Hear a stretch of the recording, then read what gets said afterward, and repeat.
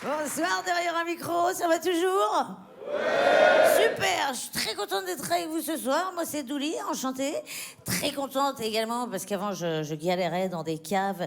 Et aujourd'hui, grâce à Dieu, je suis là avec vous en Belgique. Et ça n'a pas de prix. Voilà. Ouais. Alors, juste 2-3 trucs. Pour tous ceux qui se poseraient des questions. Et pour éviter tout malentendu. Non, je ne suis pas bourré. Ça soulage. Oui, non, je bois plus d'alcool depuis très très longtemps. Et oui, je suis née avec cette voix et cette diction de clochard. Voilà. Alors je sais qu'il y en a qui me croient pas, hein, parce que quand je sors des spectacles, on me dit quitte ce personnage, reprends ta voix normale. C'est ma vraie voix, les gars, c'est pas des conneries, je parlais déjà comme ça à 5 ans. Hé, Mélanie, tu veux un bonbon? Voilà, je n'avais pas d'amis dans les parcs, non. Non, non, non, non. C'est très tard que j'ai compris qu'en fait, à l'époque, je passais pour un pédophile nain, tout simplement. Vous savez, les nanas, quand elles vont au karaoké pour se la péter un peu, qu'est-ce qu'elles chantent? Un petit Rihanna? Un petit Céline Dion? Bon, ben moi, j'ai pas le choix, je sors ma voix de garou, direct. Et si tu crois que c'est fini...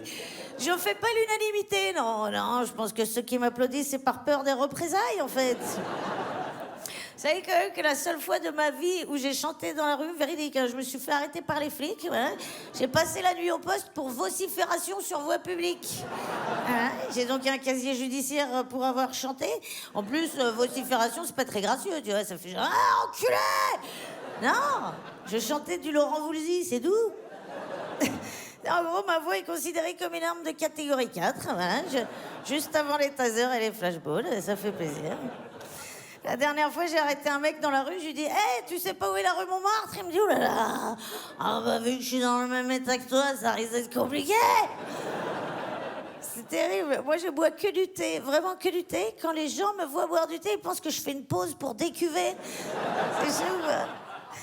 Il y a pas longtemps, j'étais dans un bar, j'ai dit à une nana, je ne bois pas. Elle m'a répondu, pourquoi? Quand tu dis je ne bois pas, les gens s'étonnent. Genre, t'es malade. Je sais pas, on fait pas ça avec les autres drogues. Bon, tu te piques pas? Bah attends, c'est vendredi soir, oh là là, là c'est l'ambiance. Et en petite subtilité, quand tu dis je ne bois plus, là tu fais flipper. Voilà. Soit t'es un ex-alcoolique, soit t'es en phase de radicalisation salafiste. Enfin, il y a forcément un truc qui craint.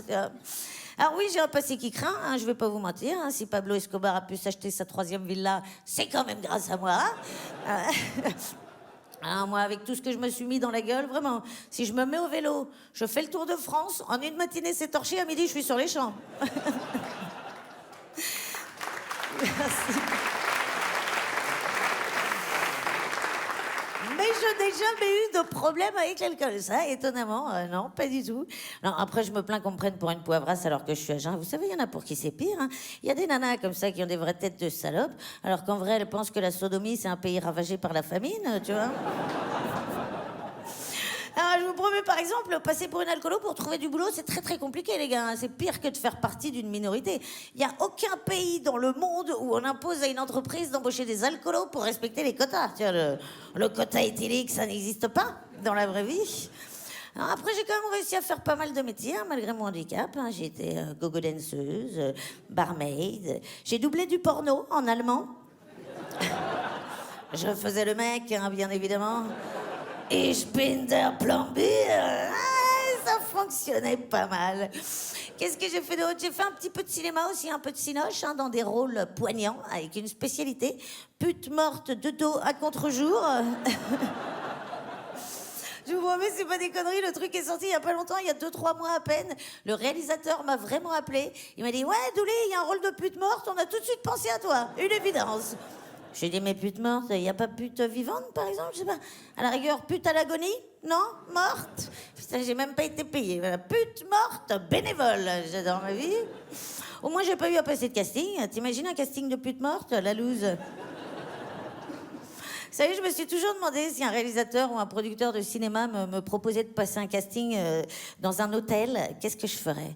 Tiens, on imagine la situation. Le gars me dit, viens à mon hôtel, on s'est déjà croisé sur un festival, il est sympa, pourquoi pas, tu vois, j'y vais, je l'attends dans le hall. Là, il m'appelle et il me dit, rejoins-moi plutôt dans ma chambre. Oh, je me dis, bon, admettons, tu vois.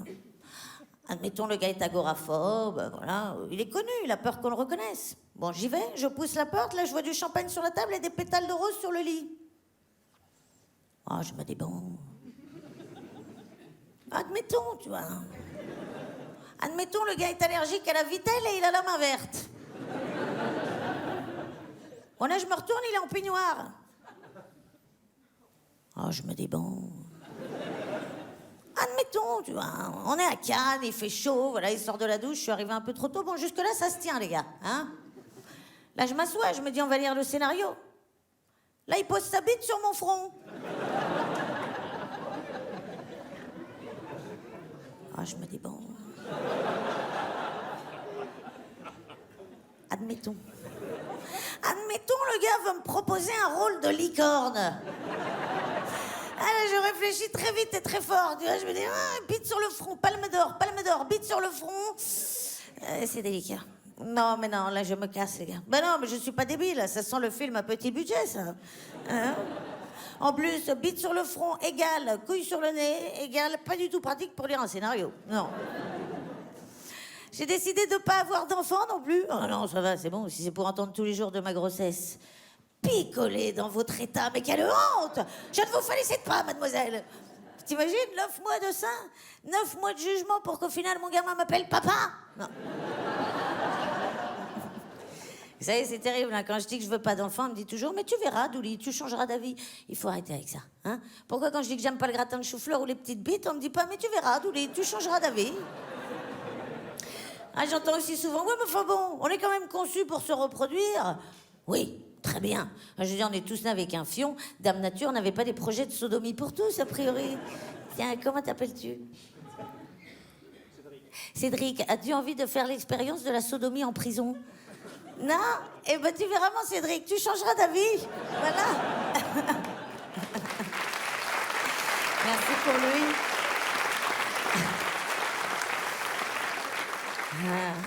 Il y a quand même des petits avantages, hein, à avoir cette voix. Vous voyez, grâce à cette voix, j'ai quand même évité une bonne dizaine de viols. Hein. Oh, bah, ils se barrent en courant, les mecs, hein, tu sais. Un soir, il y a un exhibitionniste dégueulasse qui est venu me voir et me dit, hey, tu veux voir ma bite? Je lui ai dit, bah vas-y, fais péter, salope! Ah, bah aujourd'hui, il habite au Mexique, hein, sous une fausse identité. Oui, je crois qu'il a monté un mouvement féministe. Nos sortas tu quequetas, ou un truc dans le genre. En même temps, moi aussi, je crie « au viol !» On dirait un cri de ralliement, tu vois. Donc, au mieux, t'as tous les mecs du quartier qui font « allez !» Ah, mais avec moi, c'est les mecs qui ont peur de s'en prendre une, hein, je vous promets. Mais moi, je tape pas les gens, non, jamais. Je tue directement. Non, je tape pas les gens, et encore moins les mecs, hein, c'est vrai pour eux. C'est terrible, hein, c'est double peine. Regardez les hommes battus, ils sont 100 000 par an, personne n'en parle. Hein, c'est vrai, tout le monde s'en branle. C'est pire, c'est que tout le monde se fout de leur gueule quand même. Ah, Jean-Louis se fait taper par sa femme, mais quelle fiotte! Vous réalisez le courage qu'il faut à un mec pour aller dans un commissariat. En face de lui, t'as 10 paires de couilles et il doit annoncer que sa femme le marave. Grand moment de solitude quand même, les mecs. Hein. T'imagines le flic? Bon, alors monsieur, ils étaient combien? Comment ça, ils étaient une? Mais c'était la pète du Gévaudan, quoi. Tu sais, avec un petit sourire en coin. Non, il y a des moments où c'est pas facile d'être un mec. Regarde, nous, les nanas, quand on grossit aussi des nichons. Que vous, les gars, quand vous grossissez, bah, vous grossissez pas de la bite, non? C'est même plutôt le contraire, visuellement. Vous savez, page 390 de La Redoute, il y a toujours eu cette nana avec un vibromasseur sur la joue vendu genre massage facial. Bon, bah, il y aura jamais page 400 un mec avec un vagin sur la joue vendu comme apaisant après rasage, tu sais. J'avais des potes qui avaient rapporté un faux cul en silicone du Japon, moulé sur une actrice, un cul, waouh, bluffant, hein, vraiment hyper réaliste. Mais bon, après avoir joui dans ton faux cul, tu fais quoi? Hein?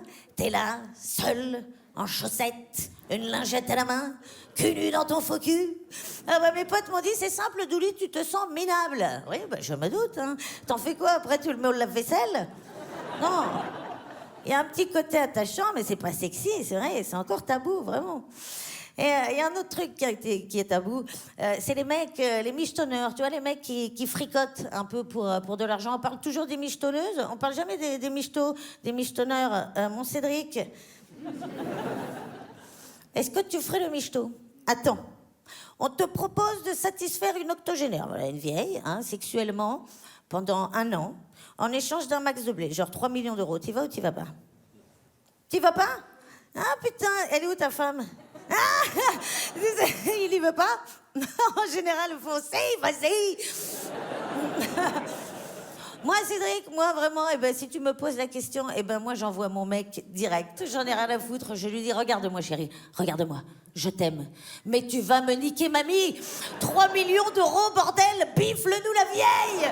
Merci de m'avoir écouté. Merci beaucoup.